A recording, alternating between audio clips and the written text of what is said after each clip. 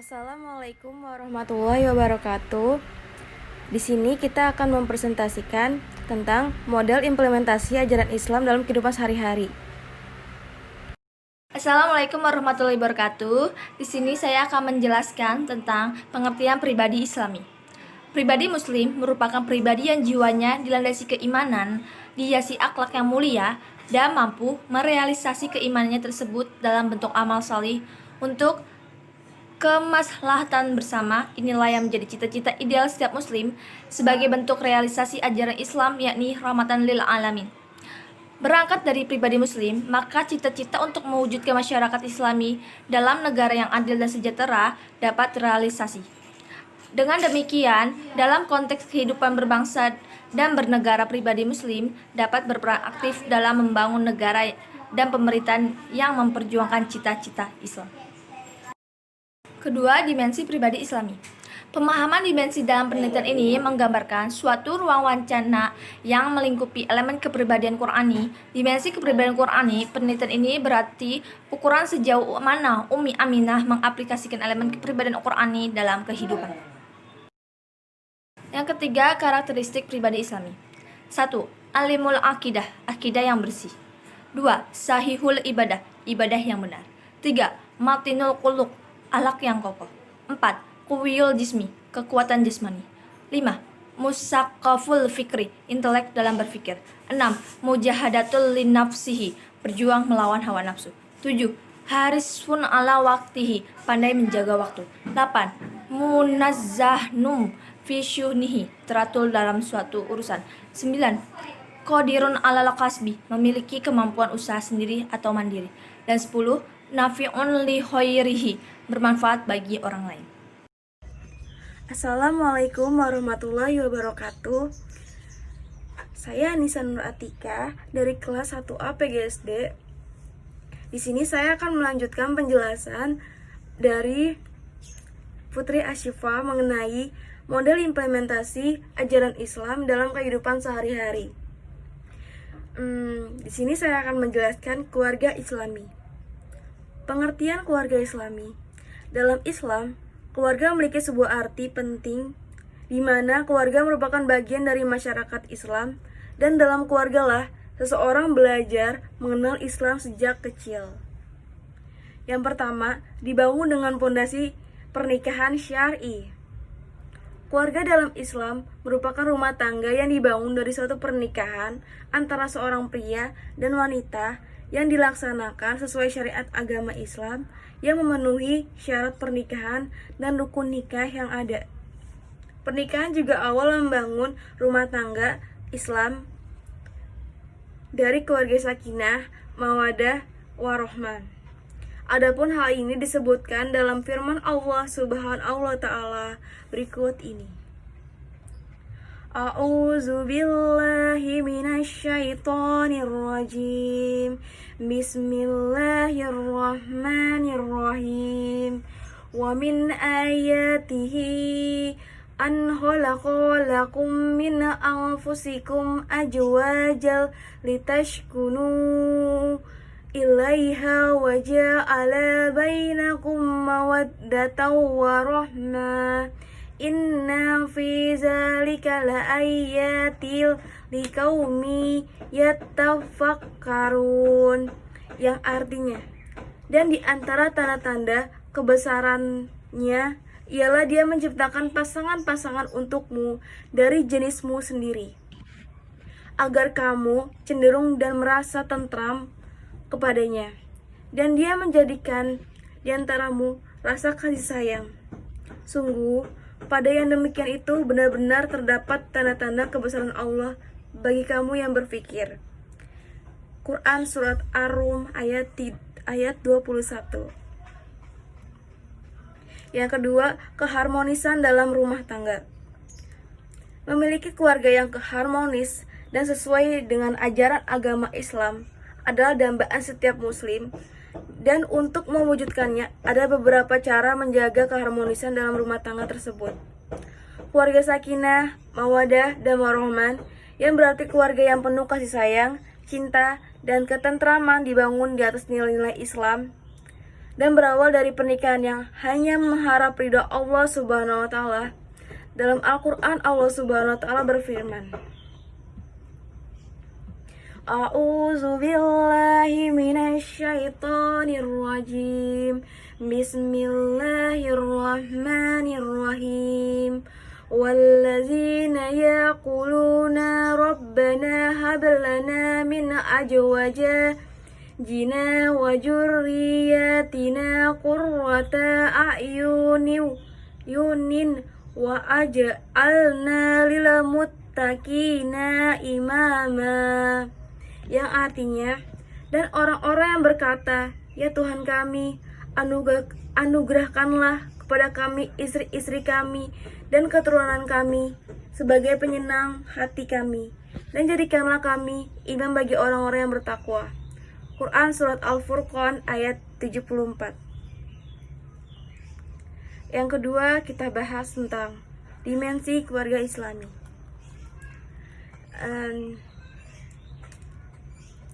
Dimensi keluarga Islami itu ada yang pertama, sesuai dengan ayat yang tadi yang pertama, yang mewujudkan sakinah, mawaddah, dan warahmah, yaitu, dan di antara tanda-tanda kekuasaannya bahwa ada Dia menciptakan untuk kalian pasangan-pasangan dari jenis kamu sendiri supaya kamu tenang kepadanya, dan dijadikannya di antara kamu mawaddah dan rahmah. Sesungguhnya pada yang demikian itu benar-benar terdapat tanda-tanda bagi kaum yang berfikir. Quran Surat Ar-Rum ayat 21.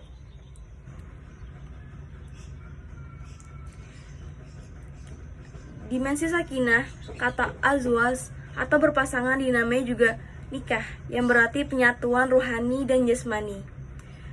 Kata ini seiring dan saat disambung dengan kata anfus atau diri yang satu, yakni maknanya bahwa dengan menikah akan menyatu perasaan dan pikiran, cita dan harapan, gerak dan langkah, bahkan tarikan dan hembusan nafas dua orang yang diikat dalam pernikahan. Pernikahan melahirkan ketenangan batin, kesediaan seorang suami untuk membela istri sejak saat terjadinya hubungan dengannya. Ini sungguh merupakan keajaiban. Kesediaan seorang wanita untuk hidup bersama seorang laki-laki, meninggalkan orang tua dan keluarga yang membesarkannya dengan mengganti semua itu dengan penuh kerelaan untuk hidup bersama seorang laki-laki yang menjadi suaminya, serta bersedia membuka rahasia yang paling dalam. Semua itu adalah hal-hal yang tidak mudah akan dapat terlaksana tanpa adanya kuasa Allah mengatur hati suami istri. Oleh karena itu, Allah mensyariatkan pernikahan bagi manusia agar dia tidak merasa gelisah, pikirannya tidak kacau, jiwanya tidak bergejolak saat kebersamaan itu terjadi dengan pasangannya, serta masing-masing memperoleh ketenangan. Demikianlah makna yang tersirat dalam kata sakinah, mawaddah, dan warahmah. Kembali pada ayat Quran Surat Ar-Rum ayat 21. Kata sakinah menggunakan fi'il atau kata kerja, yaitu kata litas kuno, dan terletak setelah kata khalaqa atau menciptakan. Sedangkan kata mawaddah dan warahman menggunakan isim atau kata benda, dan terletak setelah kata ja'ala atau menjadikan. Secara terminologi, bahasa ini berarti bahwa menggapai sakinah lebih berat dan harus bekerja lebih keras dibandingkan pada saat meraih mawaddah dan warahmah. Intinya, apabila sakinah tercapai, maka mawaddah dan warahmah akan lebih mudah diraih. Akan tetapi, apabila sakinahnya tidak tercapai, maka mawaddah dan warahmahnya akan sulit tercapai. Demikianlah menurut para pakar fikir. Yang kedua, ayat kedua itu tentang pembentukan karakter. yang artinya dari surat Al-Furqan ayat 744 tadi, yaitu, ya Tuhan kami, anugerahkanlah kepada kami istri-istri kami dan keturunan kami sebagai penyenang hati kami, dan jadikanlah kami imam bagi orang-orang yang bertakwa. Pilar tersebut yang kedua adalah menyadari perlunya pembentukan karakter penghuni rumah tangga. Sebab rumah tangga yang baik hanya dapat dibangun bila mana para pelakunya berakhlak dan berperilaku baik sesuai dengan garis yang ditentukan oleh Allah dan Rasul-Nya. Para suami akan merasakan bahwa istri dan anak-anak yang berakhlak dan fisiknya baik akan memberikan kebahagiaan dan ketenangan bagi dirinya. Begitu pula bagi istri dan anak-anaknya, jika suami dan ayah yang baik taat kepada Allah dan selalu mengayomi keluarganya, itu akan menjadi tulang punggung terciptanya suasana bahagia dalam rumah tangga. Demikianlah kandungan ayat tersebut di atas. Yang ketiga, ayat ketiga itu lingkungan yang baik, yaitu dalam surat Al-Mu'minun ayat 29 yang artinya, wahai Tuhanku, turunkanlah aku di tempat yang penuh kebaikan, dan Engkau sebaik-baiknya yang menurunkan. Pilar penting yang ketiga adalah pentingnya memiliki tempat tinggal dalam lingkungan yang baik, guna mendidik rumah tangga agar menjadi rumah tangga yang tumakninah. Suasana rumah dan lingkungan sangat berpengaruh terhadap perkembangan pendidikan sebuah keluarga. Berumah tangga di dalam lingkungan yang tidak sehat dan masyarakatnya tidak bermoral akan berdampak negatif pada keluarga tersebut. Sebaliknya, apabila kita bertempat tinggal pada lingkungan yang bersih dan sehat, masyarakatnya bersosialisasi juga berakhlak baik, maka akan berdampak sangat baik dan positif terhadap sebuah keluarga. Yang ketiga, saya akan menjelaskan tentang karakteristik keluarga Islami. Yang pertama, memelihara aspek tauhid. Sebuah rumah tangga berstatus Islami manakala asas penegakannya didasari oleh tauhidullah. Sebab seluruh orientasi hidup ini akan sangat ditentukan oleh asasnya. Dari sinilah maka Rasulullah SAW mensyariatkan penanaman tauhid kepada umatnya dimulai sejak usia dini, yaitu ketika manusia baru terlahir dari rahim sang ibundanya untuk diazankan. Yang kedua, memperhatikan ibadah dan kepatuhannya kepada Allah. Suasana Islami yang tercermin dari keluarga muslim adalah ketaatan ibadahnya kepada Allah Subhanahu wa taala. Upaya penumbuhan suasana tersebut adalah dengan pembiasaan untuk terwujudnya hal tersebut, maka antara sesama anggota keluarga harus saling menopang. Dalam upaya menumbuhkan kebiasaan gemar ibadah pada anak-anak, maka ajaklah mereka ke masjid, dan bila datang Ramadan, latihlah mereka untuk berpuasa dan seterusnya. Yang ketiga, menyamai nilai akhlak Islami, yaitu amanah, muraqabah atau merasa dalam pengawasan Allah, sidik, dan lain-lain. Penyangga utama rumah tangga Islami setelah tauhid dan ibadah adalah akhlak. Ia adalah pangkal kedamaian dan sakinah sebuah keluarga. Bila anggota keluarga telah tertanam dalam perilakunya sifat amanah, jujur, merasa diawasi oleh Allah Subhanahu wa taala dalam segala tindak tanduknya, maka kalau di dunia ini ada surga, maka itulah surga mereka. Yang keempat, itu penuh perhatian. Seorang laki-laki soleh, ia begitu perhatian pada istrinya, berkata santun, memenuhi kebutuhannya, dan mencintainya. Selalu mengayomi agar istri selalu dalam ketaatan kepada Allah Subhanahu wa taala dan Rasul-Nya. Dan seorang wanita soleha Ia selalu menyenangkan suami, menaati perintahnya, dan menjaga kesuciannya dirinya. Berpesan pada suaminya di pagi hari dan menanyakan kepadanya di sore hari. Keduanya sangat perhatian akan keselamatan anak-anaknya, mentarbiyahkan dan dengan tarbiyah Islamiyah, memberikan makan dengan rezeki yang halal. Demikianlah Rasulullah SAW dalam mencontohkan terhadap keluarganya.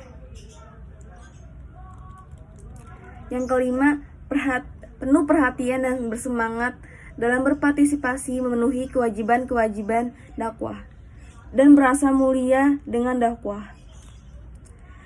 Karakter dan sifat spesifik dari keluarga Islami adalah keterikatannya dengan dakwah. Ia adalah keluarga dakwah itu sendiri.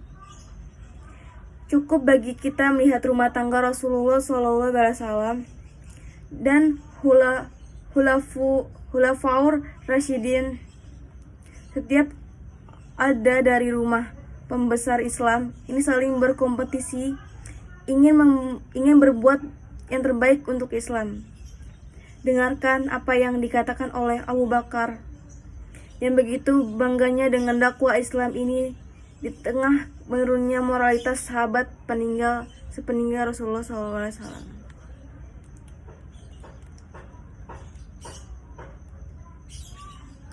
Yang keenam,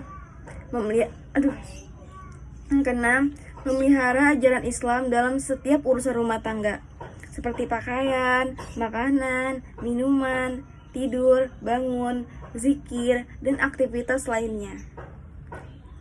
Sungguh tak satu pun urusan kehidupan manusia ini yang tidak diatur oleh Islam. Sebuah keluarga Islami, ia akan menjalankan perannya dalam mengaplikasikan nilai-nilai agung didasari sebuah pernyataan. Yang ketujuh, menjaga kebersihan dan keindahan rumah. Sungguh keindahan rumah dalam Islam itu sebagiannya diperankan oleh keluarga Islami. Karena ia senang hidup bersih dalam perilaku, pakaian, makanan, usaha, dan sebagainya. Ia sadar bersih adalah pangkal keindahan. Yang kedelapan, membentengi rumah dari pencemaran akhlak. Di antara tantangan yang berat dihadapi seorang muslim saat ini adalah serangan wazwul fikri. Sehingga hampir setiap rumah kita tak terhindar dari panah-panah beracun yang dilepaskan oleh musuh-musuh Islam. Maka sebuah kesadaran Islam atau al-wahyu al-islami harus terus dihidupkan melalui interaksi yang intens terhadap nilai-nilai Islam dan dakwah amar ma'ruf nahi munkar agar nuansa keislamian rumah, anak-anak, lingkungan, dan seluruh aktivitas kita mampu terbentengi dari pencemaran akhlak. Yang kesembilan, menjaga dan memelihara status dan hak masing-masing. Di antara karakteristik keluarga Islami adalah terpeliharanya status dan hak masing-masing anggota keluarga. Ada ayah, ia sebagai pemimpin dan bertanggung jawab seisi rumah akan keselamatan mereka. Ia punya hak untuk dihormati dan ditaati selagi perintahnya tidak bertentangan dengan syariat Islam. Ada ibu yang mengayomi anak-anak, menemukan kesejukan dan membahagiakan, dan ia punya hak untuk dimuliakan. Dan ada anak-anak, mereka butuh kedamaian, bimbingan, dan perawatan. Mereka pun punya hak atas statusnya untuk disayangi. Yang ke-10 itu sederhana dalam ma'isyah atau tidak berlebihan. Al-basatah atau kesederhanaan menjadi karakter Islam, sehingga penerjemah Islam secara aplikatif yaitu Rasulullah SAW demikianlah sederhana dalam kehidupannya, tidak pelit dan tidak juga boros, terbaik dalam memberi nafkah. Sifat inilah yang dituturkan oleh Al-Quran dalam dada setiap mukmin. Yang ke-11, menjaga hak tetangga dan saudara dalam dakwah. Keindahan karakter keluarga Islami juga tercermin dari interaksi sosial masyarakatnya. Tetangga kita ada di antaranya menjadi 3 hak. Ada yang 2 hak, dan ada yang hanya memiliki 1 hak saja. Adapun yang memiliki 3 hak adalah dia seorang muslim, kerabat, dan rumahnya dekat dengan rumah kita. Yang memiliki 2 hak adalah ia seorang muslim dan tinggalnya dekat dengan kita. Sedangkan yang 1 hak adalah ia rumahnya dekat dengan rumah kita, dan masing-masing mereka menuntut untuk ditunaikan hak-haknya. Pengertian masyarakat Islami. Masyarakat menurut bahasa adalah sejumlah manusia dalam arti seluas-luasnya dan terikat oleh suatu kebudayaan yang mereka anggap sama. Seperti bahasa, kelompok orang yang merasa memiliki bahasa bersama merasa termasuk dalam kelompok itu. Definisi masyarakat Islami. 1. Ijma adalah suatu hukuman yang diambil berdasarkan kesempatan dari para ulama. 2. Qiyas adalah penempatan suatu hukum yang dilakukan berdasarkan masyarakat yang baru yang muncul seiring perkembangan zaman yang ada. 3. Maslahah musyhalah adalah penempatan hukum yang diambil berdasarkan pertimbangan yang sudah jelas antara manfaat dan kegunaannya. 4. Syudud dari'ah yaitu suatu penempatan hukum melalui tindakan dalam mewujudkan suatu keputusan untuk menentukan mubah, mahrum, dan haram suatu permasalahan. 5. Urf adalah penentuan hukum sesuatu yang sudah menjadi kebiasaan atau adat istiadat yang ada pada masyarakat. 6. Istisab yaitu penempatan hukum tentang hal baru sehingga menemukan hukum yang baru yang memiliki alasan yang tepat untuk mengganti ketetapan yang lama. 7. Istihsan yaitu meninggalkan suatu hukum kepada hukum lain karena ada dalil syara' yang menentukan atau lebih cocok. Karakteristik masyarakat Islami itu ada 4. 1. Rabbani. 2. Berperadaban. 3. Mutawazin, seimbang. 4. Tidak apartheid. Pengertian kehidupan profesi yang Islami. Islam mengandung artikulasi konkret dalam gerak dan aktivitas keseharian. Kebenaran Islam tidak hanya dipidatokan, diwawancarakan, diseminarkan, atau didiskusikan, akan tetapi tampak dalam wujud keseharian umatnya. Dalam teologi umat Islam, memilih Islam sebagai sistem keyakinan beragama mengandung harapan untuk keselamatan dan kesejahteraan. Oleh karena itu, dimensi berislam tidak sekedar untuk individu atau personal, tetapi juga bersama-sama dengan sesama manusia melahirkan masyarakat yang Islami. Dimensi kehidupan profesi yang Islami. Yang pertama, sidik atau kejujuran. Yang kedua, amanah atau dapat dipercaya. Yang ketiga, tablik atau keterbukaan. Yang keempat, fatonah atau cerdas dan bijaksana. Karakteristik kehidupan profesi yang Islami. 1. Kecanduan terhadap waktu. Kedua, memiliki moralitas yang bersih atau ikhlas.